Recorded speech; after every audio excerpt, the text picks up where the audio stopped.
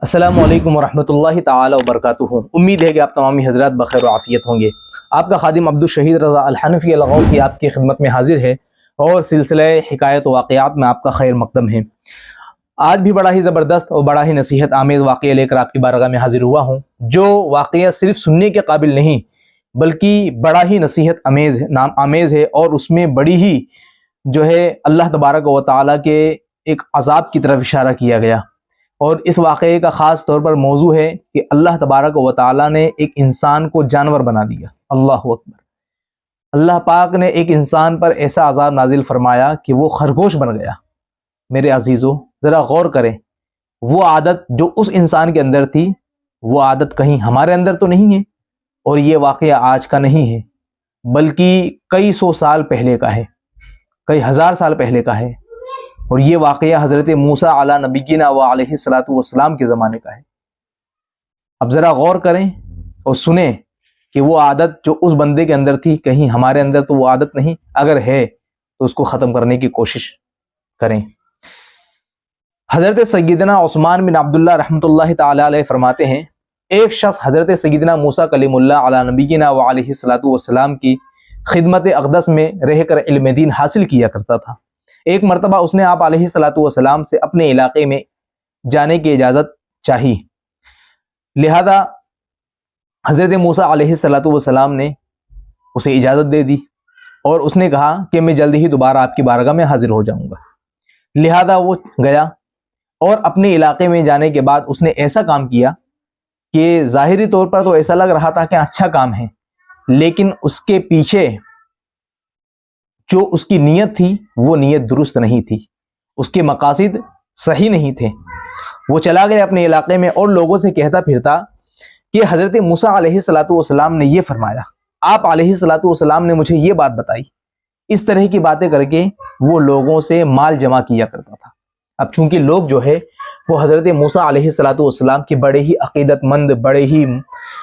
چاہنے والے اور بڑے ہی محبت کرنے والے تھے، لہذا ان لوگوں نے اس کے بارے میں یہ خیال کیا کہ یہ حضرت موسیٰ علیہ الصلوۃ والسلام کا بڑا ہی قریبی ہے، آپ کا شاگرد ہے، لہذا وہ لوگ اسے آپ علیہ الصلوۃ والسلام کا مقرب سمجھ کر اس کی تعظیم کرتے اور لوگ تحفے تحائف اور ہدایہ دیتے اس کو۔ اس طور پر اس نے خوب مال جمع کر لیا اور بڑا ہی خوش ہوا اور جگہ جگہ یہ کہتا پھرا کہ میں نے حضرت موسیٰ علیہ الصلوۃ والسلام کو یہ فرماتے ہوئے سنا ہے، وہ فرماتے ہوئے سنا ہے۔ الغرض، اس طرح اس نے بہت سا مال جمع کر لیا۔ کافی دن گزر جانے کے باوجود جب وہ حضرت موسیٰ علیہ الصلوۃ والسلام کی خدمت اقدس میں حاضر نہیں ہوا تو آپ علیہ الصلوۃ والسلام نے لوگوں سے پوچھا، چند دنوں کے بعد وہ غائب ہو گیا۔ آپ علیہ الصلوۃ والسلام نے لوگوں سے پوچھا لیکن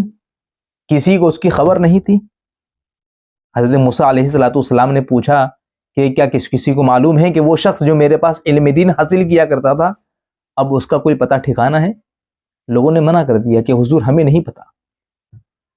ایک دن آپ علیہ الصلوۃ والسلام ایک جگہ تشریف فرما تھے کہ ایک دیہاتی گزرا جس نے رسی سے بندھا ہوا خرگوش اپنی گردن میں لٹکایا ہوا تھا۔ آپ علیہ الصلوۃ والسلام نے اس سے پوچھا کہ اے اللہ کے بندے، تو کہاں سے آ رہا ہے؟ عرض کی فلاں گاؤں سے آ رہا ہوں۔ فرمایا کیا تو فلاں شخص کو جانتا ہے جو میرے پاس علم دین حاصل کیا کرتا تھا؟ جب اس دیہاتی شخص نے حضرت موسیٰ علیہ الصلوۃ والسلام کی یہ بات سنی تو اس نے اپنے گردن میں لٹکے ہوئے خرگوش کی طرف اشارہ کیا اور کہا کہ حضور، جس کے بارے میں آپ پوچھ رہے ہیں وہ کوئی اور نہیں بلکہ وہ یہی خرگوش ہے جو میرے گردن میں لٹکا ہوا ہے۔ اللہ کی پناہ، جب حضرت موسیٰ علیہ الصلوۃ والسلام نے یہ حیرت انگیز منظر دیکھا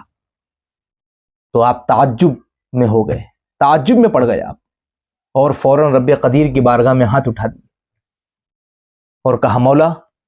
اے میرے پروردگار عالم، اسے اس کی اصل حالت پر لوٹا دے تاکہ میں اس سے پوچھوں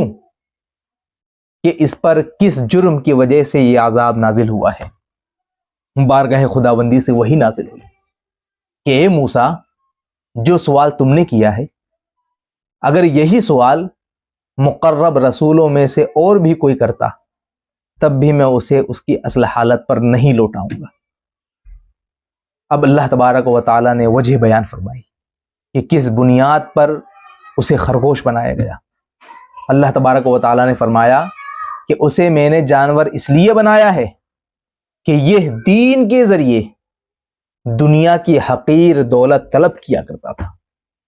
یہ دین کے ذریعے دنیا کی ذلیل دولت طلب کیا کرتا تھا، دنیا حاصل کیا کرتا تھا۔ نعوذ باللہ من ذالک، اللہ کی پناہ۔ میرے عزیزو ذرا غور کریں، وہ حضرات جن کے پاس دین کا علم ہے،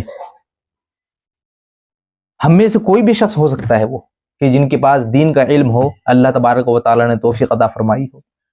اگر وہ علم دین کے ذریعے کہیں دنیا حاصل کرنے کی فکر میں لگا ہوا ہے، یہ علم دین اس لیے سیکھا ہے کہ تاکہ میں بہترین بیان کرنے والا بن جاؤں، بہترین نعت پڑھنے والا بن جاؤں، بہترین جو ہے بیانات کرنے، خطاب کرنے والا بن جاؤں اور دنیا کا مال جمع کروں، تو پھر تھوڑا فکر ہونی چاہیے، اپنے حال پر ذرا غور و فکر ہونی چاہیے کہ علم دین کے ذریعے کہیں دنیا حاصل کرنے کے چکر میں اللہ تبارک و تعالیٰ کے عذاب کی شکار ہو گئے تو ہمارا کیا بنے گا۔ اللہ کی پناہ۔ میرے عزیزو، اس واقعے سے ان حضرات کو بھی نصیحت حاصل کرنی چاہیے جو حضرات آپ کی بھی سماج میں اس طرح کے لوگ ہوں گے کہ جو کسی پیر کے حوالے سے بڑی ہی باتیں کرتے ہوں گے، جیسے کہ آپ کے محلے میں کوئی پیر صاحب کا آنا جانا ہے اور ماشاءاللہ آپ کے محلے کے لوگ وہ پیر صاحب کے بڑے ہی محب ہے، بڑے ہی عقیدت مند ہے۔ اب کوئی شخص آپ ہی کے محلے میں ایسا ہے جو کہتا ہے کہ فلاں پیر صاحب سے مجھے بڑی نسبت ہے، فلاں پیر صاحب کا میں بڑا قریبی ہوں، فلاں پیر صاحب کی خدمت میں کئی دن رہا میں اور انہوں نے مجھ سے یہ کہا،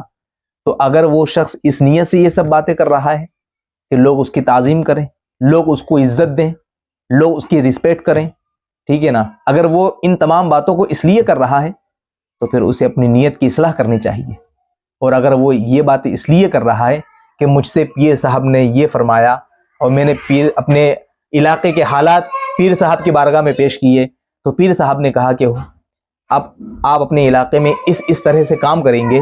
یا اپنے علماء کی بارگاہ میں اس طرح سے اپنے علاقے کے حالات کو بتائیں گے اور اپنے علماء کے ساتھ مل کر کام کریں گے تو آپ کے علاقے کی اصلاح ہوگی، آپ کے سماج کی اصلاح ہوگی۔ اس طرح کی اگر باتیں کر رہا ہے اور اس کی نیت بھی یہی ہے کہ الحمدللہ اصلاح ہونی چاہیے، تو ماشاءاللہ یہ اس کے لیے مبارک ہو۔ لیکن اگر عزت اور تعظیم کے لیے وہ یہ سب باتیں کر رہا ہے تو پھر اللہ کی پناہ۔ اللہ تبارک و تعالی ہمیں اپنی ناراضگی سے محفوظ فرمائے اور ہمارے گناہوں کو درگزر فرمائے، سچی توبہ اور اس پر استقامت کی توفیق و رفیق عطا فرمائے، صرف اپنی ہی رضا کی خاطر علم دین سیکھنے اور دوسروں کو سکھانے کی توفیق و رفیق عطا فرمائے، ریاکاری، حب مال، طلب جاہ اور دیگر بڑے بڑے گناہوں سے ہمیں محفوظ فرمائے۔ ان حضرات کو خاص طور پر اس واقعے سے نصیحت حاصل کرنی چاہیے